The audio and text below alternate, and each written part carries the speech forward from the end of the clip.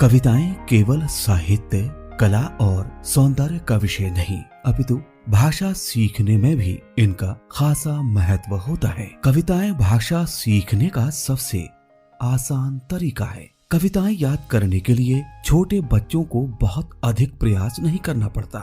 कविताओं की लय, ताल और तुकबंदी बच्चों को सहज ही आकर्षित करती है। यही कारण है कि इन्हें गाने, दोहराने और आगे बढ़ाने में बच्चों को बहुत आनंद आता है।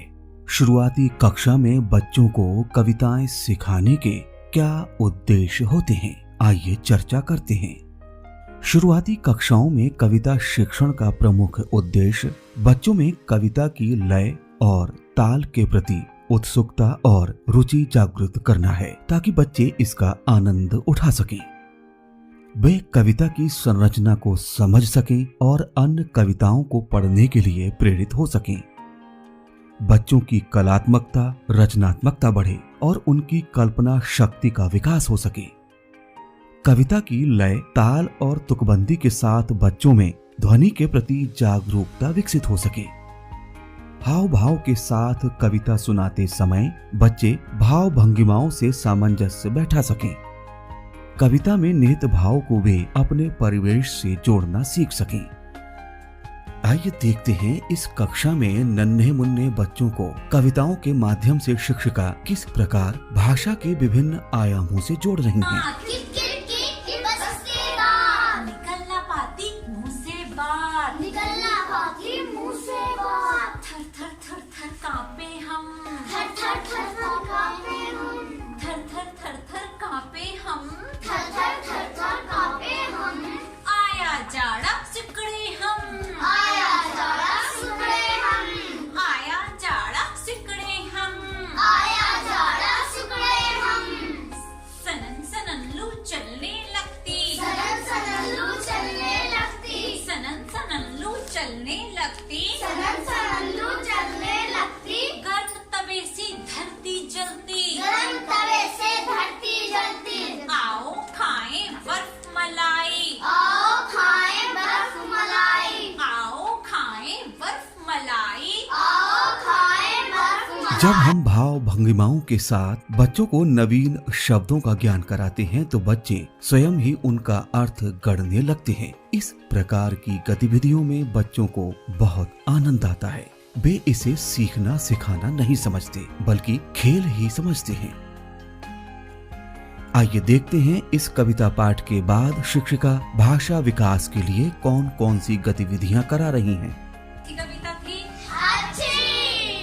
हमारे दांत ठंड में कैसे बजते हैं टिक टिक टिक। और हम कैसे कांपते हैं धड़ धड़ धड़ धड़। जब पानी की बूंदें गिरती हैं तो कैसे गिरती हैं? छम छम छम छम। बहुत अच्छा। इस कविता में कौन से शब्द थे जो आपने आज ही सुने हैं? सन सन धड़ धारी। Very good. और कोई शब्द बताओ। सूरज। ठीक है, अच्छा। और ठीक है। इस कविता में कौन से मौसम बताए गए हैं? गर्मी, सर्दी, बरसात। Very good. एक बार क्लैपिंग सुहाना के लिए। सुहाना ने बहुत अच्छी बात बताई है। ठीक है, अच्छा एक बार बताओ, गर्मी के बारे में बताए ना। गर्मी में कैसे कपड़े पहनते हो? सूती। और गर्मी में कैसी चीजें खाते हो? आइसक्रीम। इस प्रकार की गतिविधियों से बच्चों में संवेदनशीलता का गुण भी विकसित होता है। आइए अब हम एक अन्य कक्षा में चलते हैं, जहां बच्चे कद्दू जी की बारात में जाने के लिए तैयार हो रहे हैं।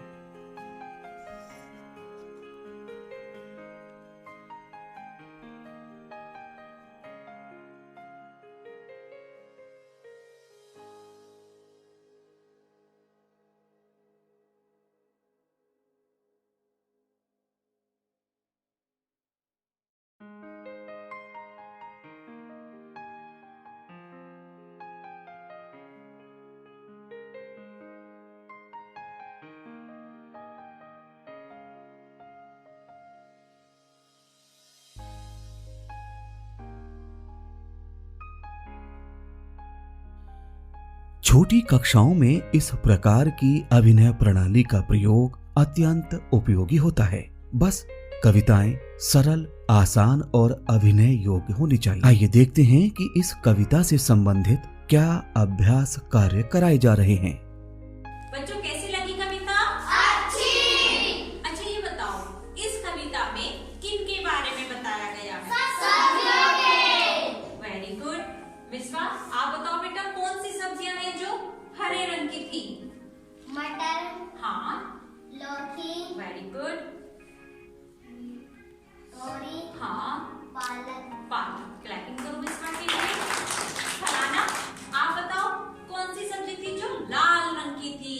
टमाटर। Very good. अच्छा, अभी बारात में बहुत सारी सब्जियां थी, लेकिन कुछ सब्जियां गायब थी। अब ऐसी सब्जियों के नाम सोचो जो बारात में नहीं आई थी।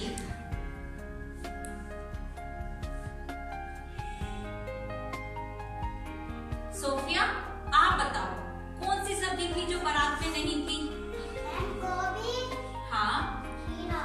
Very good. गोभी, खीरा। खीरा। रिहान, अब आप बताओ।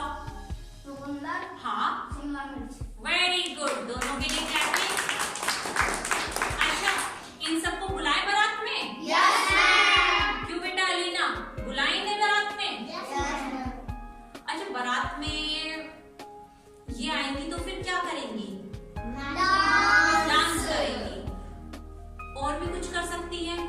अब हम कविता बनाते हैं और एक एक करके इन्हें बारात में बुलाते हैं। तो सब मिलके बनाए कविता? Yes ma'am. ठीक है, सबसे पहले आएगी गोभी। ठीक, सुंदर पतली गोभी, सुंदर पतली गोभी, सुंदर पतली गोभी, सुंदर पतली गोभी। नाच रही थी गोभी, नाच रही थी गोभी। Very good. फिर आती है बारी खीरे की। खीरा, खीरे को कौन लाएगा बारात में? फराना। ठीक है। लंबा पतला खीरा, लंबा पतला खीरा। खीरा कैसे रंग का होता है? हरे।